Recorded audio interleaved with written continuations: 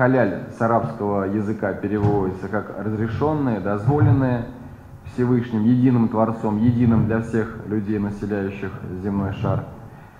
Также есть понятие харам. Харам – это запрещено, недозволено.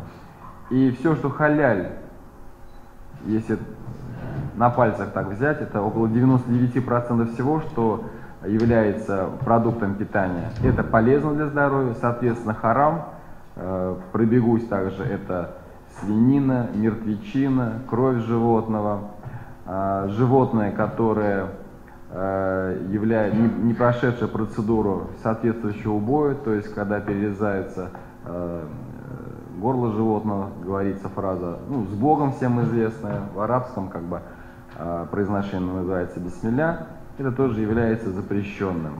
Вот. Все остальное, образно говоря, 99% это разрешено, это полезно для здоровья человека. Также вы знаете, что для мусульман абсолютно табу на любые опьяняющие напитки, то есть любой вид алкоголя, и на все одурманивающее разум человека. Это вот в двух словах. На сегодняшний день индустрия халяль – это динамично растущая индустрия, несмотря на те или иные проблемы, с которыми мы сталкиваемся. Не замечать ее уже невозможно. Она представлена, если раньше она была представлена только в каких-то магазинах при мечетях, я сейчас говорю не только о Москве, естественно, и о всей России, то сейчас уже продукция халяль, она появилась и во многих магазинах, появилась она в супермаркетах. За эти годы уже вырос определенного уровня покупатель. И что хотел бы я особенно отметить, то что за последние годы среди приверженцев продукции халяль очень большое количество людей, которые выбирают продукцию халяль, не будучи ни мусульманами, не по национальному какому-то этносу, принадлежащему к нашей религии, а именно люди, которые следят за своим здоровьем и, зная, что такое халяль, просто выбирают этот продукт за ее высокое качество. Среди нас сегодня также находятся и производители, представители этой индустрии, которые начинали, являются так называемыми пионерами индустрии халяль. Такие компании сегодня представлены, как Халяляш, Экопрод, компания Эльвин. Буквально вот в субботу мы прилетели с командировки, которая прошла в Астане. И в Астане мы, Международный центр Совета муфтиев России, наши коллеги из Республики Казахстан, также наши коллеги, которые, правда, вот делают только первые шаги на этом поприще, представители муфтиата Республики Беларусь, мы создали Евразийский союз стандартизации и сертификации халяль, вот, который теперь объединяет уже 3 государства. Кыргызстан у нас вот стоит тоже на очереди, хочет аккредитоваться. Мы прошли аккредитацию и теперь можем констатировать, что есть вот такой вот новообразованный орган. Также хотел бы подчеркнуть то, что у нас в этом году также будет проходить 3-я, уже ставшая традиционная выставка Moscow Halal Expo. И буквально вчера мы уже, вот, пообщавшись, повстречавшись, была встреча у нас с обществом охраны прав потребителей, защиты прав потребителей, тоже на пороге создания межрегионального общественного объединения по защите прав интересов потребителей продукции и услуг халяль. Такая структура тоже нами будет образовываться, ну, практически она уже готова, предварительная работа проведена.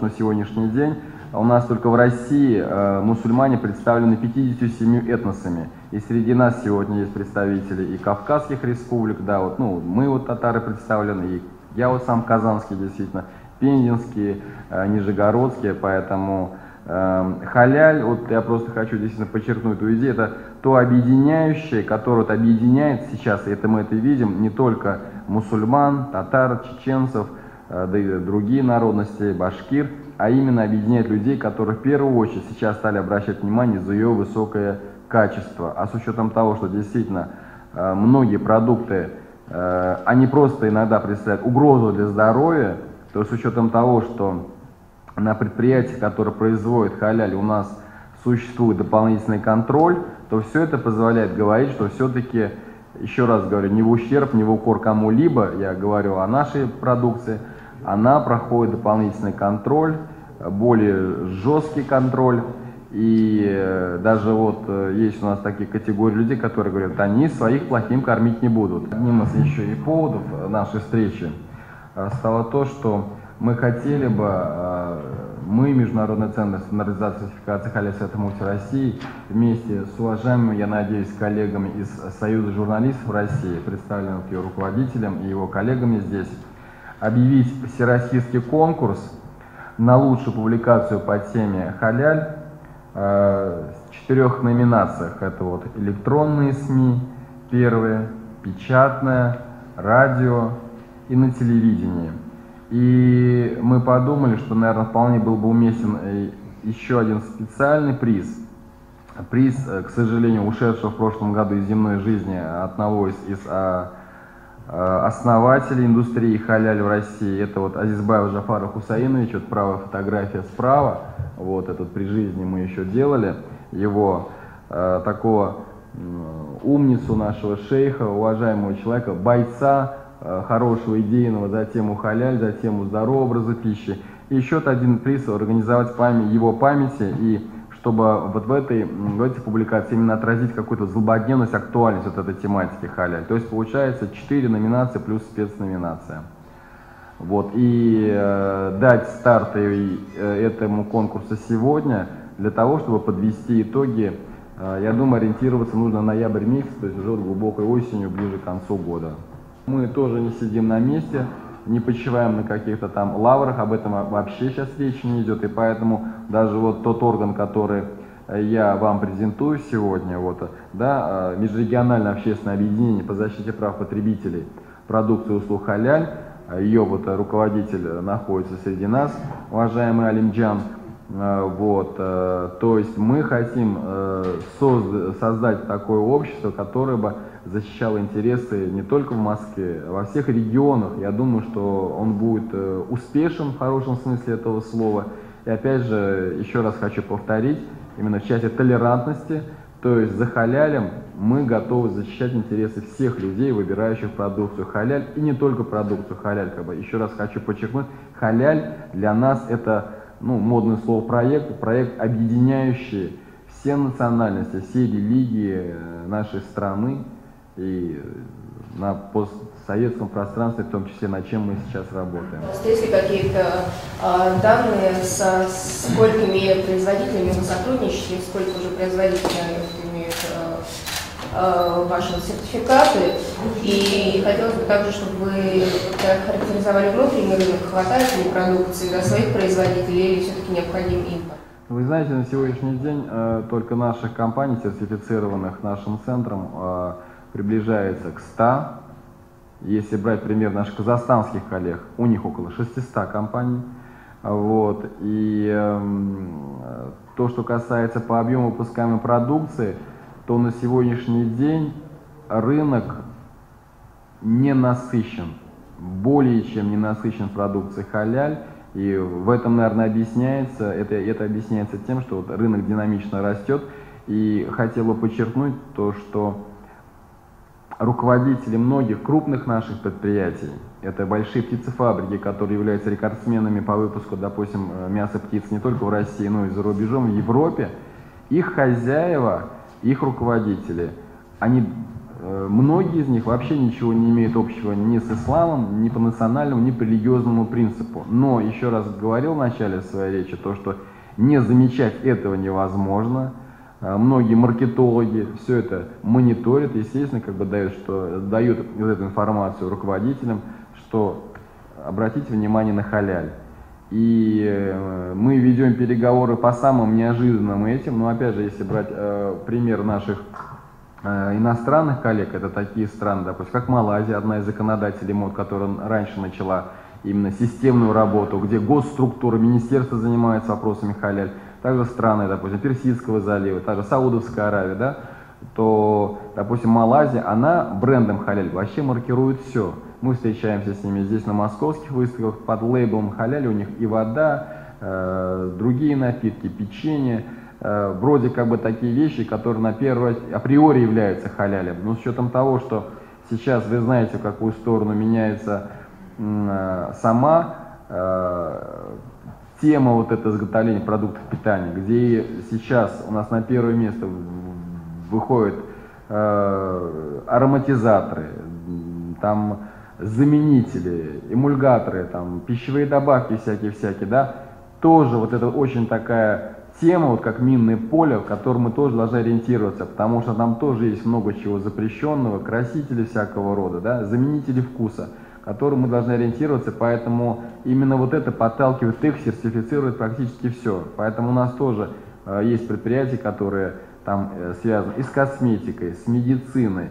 Есть предприятия, которые сертифицируют даже швейные производства. Ну, тут, наверное, опять же есть определенная специфика, объясню. Это люди, которые занимаются изготовлением, там, может быть, вот формы для поездки в хадж, да, вот на священные земли Саудовской Аравии, в Мекку, в Медину, как бы. Там, ну, там какие-то вещи, связанные с молитвенным ритуалом. То есть это широчайшая индустрия, и мы, так же, как вот и уже прошли этот путь наши зарубежные коллеги, мы тоже по нему идем, Я просто хотел бы еще добавить, вот, отвечая на вопрос нашего уважаемого коллеги, то, что на сегодняшний день мы работаем над созданием так называемой карты халяль, Москва, Россия. То же самое есть предприятия, как бы, допустим, берем точки общепита. Есть у нас точки общепита, где, допустим, представлена продукция халяль, ну, допустим, больше, может, восточной тематики, где хозяин, еда у него вся халяль, и сама подача, вот этой атмосферы в кафе, она тоже является халяль. То есть на этой точке общепита, допустим, вот наших уважаемых коллег из фирмы «Халяляш», там нет алкоголя, там только еда халяль. И, соответственно, грубо говоря, вот если так образно я назову, мы сейчас будем прорабатывать тему халяльного такого условного светофора, зеленый свет, где все 100% халяль, и атмосфера, и еда.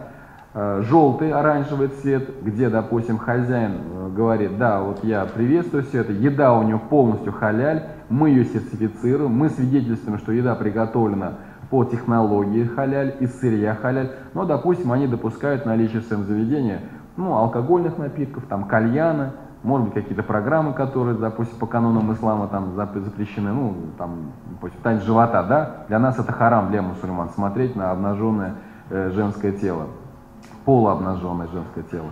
Вот. И, допустим, категория харам, красный свет, светофор условно, где как раз начинаются вот эти вот манипуляции хозяевами. Допустим, мы наблюдаем это, допустим, на каких-то павильонах. Вот мимо проходишь, у него такая картонка. Картоночка простая, рукой написано «халяль». Ты подходишь, уважаемый, а что это такое, как бы, там, какие подтверждающие документы? Он ее убирает, у меня нет халяли, как бы, там, да? То есть есть над чем поработать, есть которые просто бегают, как бы, от наших, скажем так, аудиторов, контролеров. Таких людей из этого красного сектора светофора мы заносим в черный запрещенный список. Естественно, все это будет вывешиваться на нашем сайте, чтобы добропорядочный мусульманин ли, добропорядочный ли представитель другой религии, а вы знаете, что, допустим, если брать религиозную тематику, то христиане, иудеи, мусульмане, мы все приверженцы одной религии, да? Мы веруем в единого Бога, мы представители традиционных религий. В то же время, чтобы не обидеть никого, я говорю, есть сегмент людей, которые выбирают халяль за ее высокое качество. То же самое, мы ответственны и перед ними, и перед всеми, заявляя свойства халяль. Поэтому здесь действительно большая ответственность, и мы понимаем, как бы, какая ответственность лежит на нас.